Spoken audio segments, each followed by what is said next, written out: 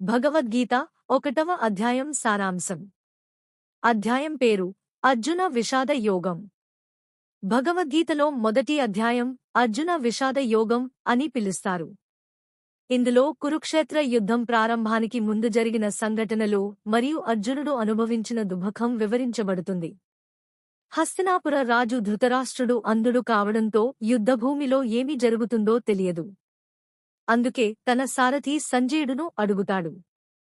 ధర్మక్షేత్రమైన కురుక్షేత్రంలో యుద్ధానికి సిద్ధమైన నా కుమారులు మరియు పాండవులు ఏమి చేస్తున్నారు అని అడిగాడు. సంజయుడు యుద్ధభూమిలోని పరిస్థితిని చెబుతాడు. దుర్యోధనుడు తన గురువు ద్రోణాచార్యుడు దగ్గరకు వెళ్లి పాండవుల సేన ఎంత బలంగా ఉందో వివరిస్తాడు. రెండు పక్షాల సైన్యాలు యుద్ధానికి సిద్ధమవుతాయి. శంఖాలు, డోలు, యుద్ధ నాదాలు వినిపిస్తాయి. అర్జునుడు తన రథసారథి శ్రీకృష్ణునితో ఇలా అంటాడు. నా రథాన్ని రెండు సైన్యాల మధ్యలో నిలిపిపెట్టు. నేను యుద్ధానికి వచ్చిన వారిని చూడాలి. అర్జునుడు యుద్ధభూమిలో తనకు ఎదురుగా ఉన్నవారిని చూసి దిగులు పడతాడు. అక్కడ తనకు సంబంధించినవారు కనిపిస్తారు.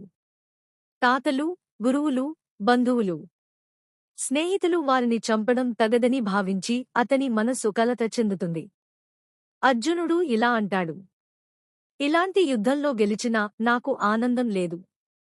నా బంధువులను చంపి రాజ్యం పొందడం నాకు అవసరం లేదు.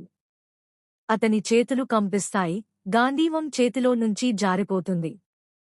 చివరికి అర్జునుడు రథంలో కూర్చొని యుద్ధం చేయనని నిర్ణయించుకుంటాడు. మొత్తం సారాంశం ఏమిటంటే, భగవద్గీత మొదటి అధ్యాయం అర్జునుని మనోభంగం, దుఃఖం మరియు ధర్మ సందేహం గురించి చెబుతుంది. ఈ వీడియో మీకు నచ్చినట్లయితే లైక్ చేసి సబ్స్క్రైబ్ చేయండి.